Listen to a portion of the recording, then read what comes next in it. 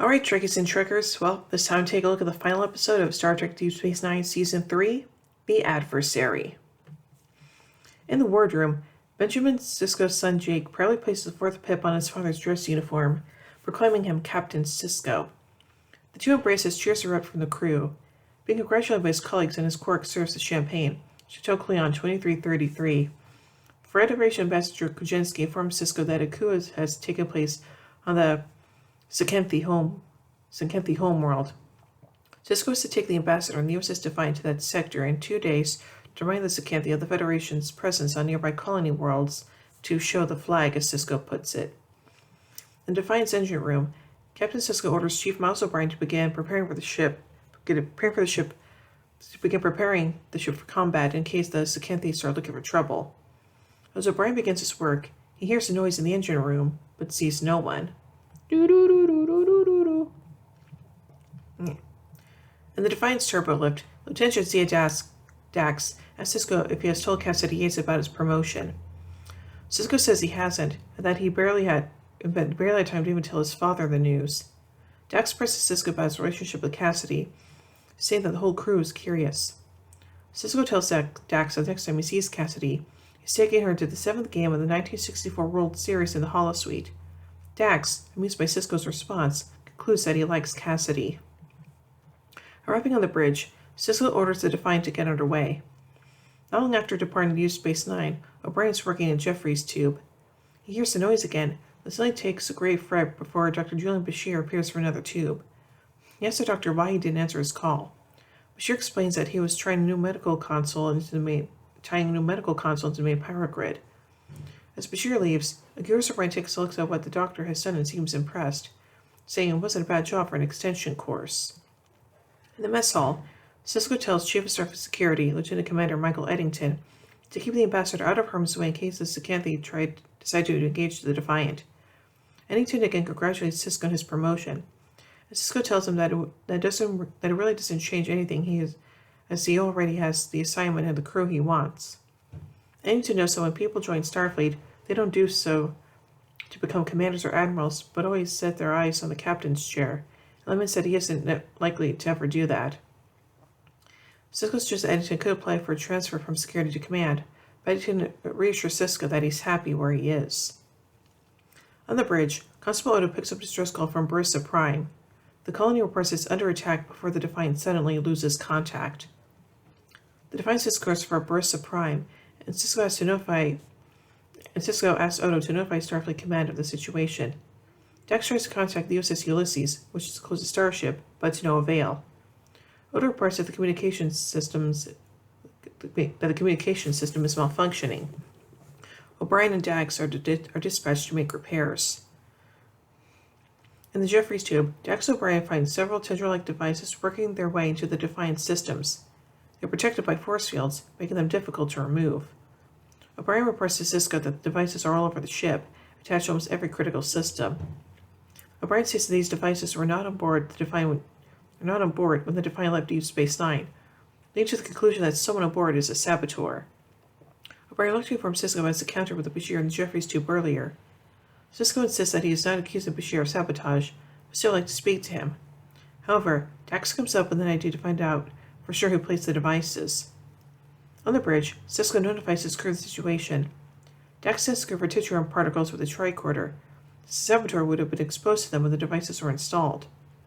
Dax points out that her and O'Brien's scans have come up positive since they were exposed to the particles when they discovered the devices, meaning that if no one else tests positive, then they'll be the prime suspects. The senior staff tests negative, including Bashir, much to O'Brien's relief. As Dax sends Ambassador Kuczynski, O'Brien talks with Bashir about their encounter in Jeffrey's tube, but Bashir denies he was there. Kuczynski's test is positive, as the only change his form escapes the bridge through the ventilation system, revealing himself to be a changeling. Dun dun dun! The Defiant cloaks and Sisko orders Dax to bring the ship out of warp, but she cannot. O'Brien cannot uncloak the ship, but Major Kiernan reports that the ship's phasers, photons, and torpedoes are armed. The crew has lost control of the Defiant. Sisko orders Odo and Eddington to begin a search for the changeling before he can do any more damage, but they are unable to locate him. In the Defiant's mess hall, Odo is confident that the changeling is still on board, saying he will not leave until his mission is completed. Cisco believes that Changeling's goal is to start a war between the Federation and Sakenthi. Speaking of the distress call from Brissa Prime was faked, and goes so far as to suggest that, depending on how long the Changeling was impersonating Krajewski, the entire basis for the mission may have been an invention of the Dominion. Knowing that Changeling can impersonate anyone on board, Cisco orders all non-essential personnel to be confined to quarters and sealed in force fields, and that no one be left alone. After issuing weapons to security officers, Odo does not take one himself. If he does Eddington, he has never found it necessary to fire a weapon or take a life through his security career. He also knows that no Changeling has ever harmed another. In the middle of their conversation, Bashir O'Brien calls for a security team to be sent to the engine room. Odo and Eddington arrive to find Dax unconscious. Bashir reports that she has severe concussion and takes her to sick bay. On the bridge, Bashir tells Cisco that Dax will be unconscious for the next couple of days, leaving O'Brien alone in his attempts to regain control of the ship. Cisco tells Kara that he cannot allow the Changeling to start a war with the Sakenthi, and if that O'Brien can't regain control of the ship, he'll have to destroy the Defiant. Cisco briefs the crew of their assignments. They will break in two-person teams, each one equipped with phaser rifles. This is going to sweep the ship for the Changeling. A Bolian security officer voices his suspicions that the Changeling could be any one of them. Cisco wants everyone to keep their partner in sight at all times for that very reason. Nor is anyone spotted alone be escorted to the brig. The crew begins searching the ship. Eddington asks Odo where he thinks the Changeling might be, but Odo is unsure, and it put himself in the Changeling's position since he does not know his own people that well. Meanwhile, Cisco and the security officer are searching in Jeffrey's tube. The Changeling suddenly attacks them. The security officer is knocked out, leaving Cisco to pursue alone. Having been alerted to the Changeling's position, the crew moves to intercept. Arriving in transporter bay, the Bolian security officer fires in Cisco's direction, believing that he has spotted the Changeling. Kara runs from the opposite direction and insists that he is who she says he is, despite the fact that she and her partner have been separated for several seconds. The Bolian continually accuses Kara of being a Changeling and is paranoid to the point of ignoring a direct order from Cisco to lower his weapon. Just then, Odo appears and knocks out the Bolian. Eddington appears a split second later from Kara's direction, leading Cisco to conclude that anyone of them could be the Changeling. Odo notes, however, that Cisco is bleeding and therefore cannot be the Changeling, as material removed from a Changeling reverts to its natural form, and his blood is just that, blood. Cisco calls Bashir and orders him to meet them in the mess hall. In the mess hall, Bashir begins performing blood greetings to the crew. Here the Bolian security officer prove they be themselves. When Bashir tests Eddington, the spill refers to a gelatinous state. As he is escorted to crew quarters, Eddington maintains that he's not the Changeling. As Eddington is about to be forced inside the room, just the door suddenly bursts open to reveal the real Dr. Bashir yelling for help. The Changeling took Bashir's place, morphs into a ventilation system, and Odo pursues. A call comes in for the bridge notifying Cisco that Defiant has entered Sakenthi space. Kira reports that Defiant is 12 minutes away from Sakenthi settlement on McChemis 3.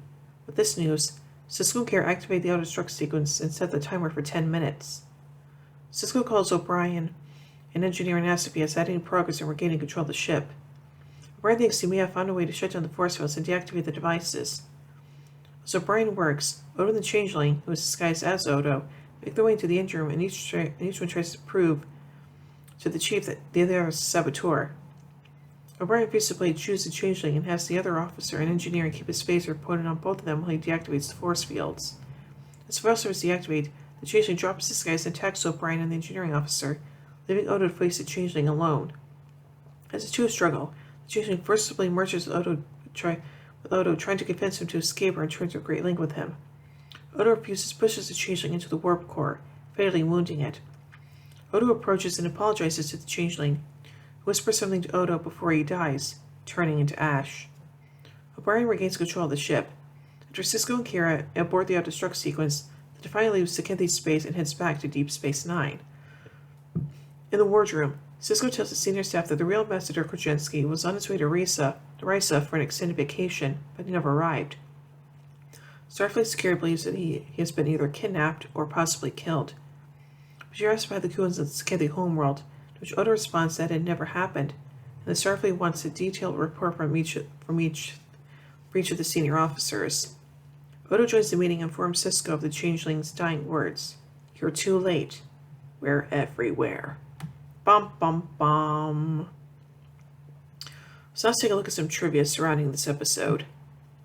This episode marks the first appearance of several new sets aboard the Defiant, namely main engineering, the mess hall, and the extended corridor set. According to the Star Trek Deep Space Nine companion, the rifles used in this episode are the first rifles ever seen in Star Trek which actually have a trigger. In the teaser for the episode, Sisko's promoted to captain. However, in the opening credits of the show, he is still credited as Commander Sisko. This is the last episode to credit Sisko as a commander. It's also the last time Sisko is seen with hair, and it's the last episode to have the original opening credits from Season 1, which are both first seen in the premiere episode, Adversary. In the next episode onward, Sisko is now bald, and a new opening credits sequence is used.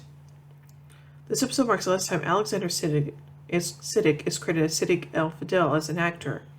As a director, however, he remains credited as Siddig El-Fadil for business as usual. According to Jadzia Dax, there are 47 people aboard the Defiant in this episode. Interesting. So overall, I think this episode is pretty dang good, and I like the fact that it establishes what's going to be happening on in later seasons, especially with the whole, changeling, changeling infiltration and stuff like that. So, yeah. So overall, I give The Adversary 5 warp cores out of 5. But thank you all so much for watching Star Trektember 2022. Hope you all enjoyed it. And next year we'll be looking at Star Trek Deep Space Nine Season 4. And since next month is October, you know what that means. That's right, next month is Horror Month. And of course, beginning in October, I'll be looking at all the Nightmare on Elm Street movies, which will also include both Freddy vs. Jason, as well as the 2010 remake, so there you go. So, anyway, until then, live long and prosper, everybody.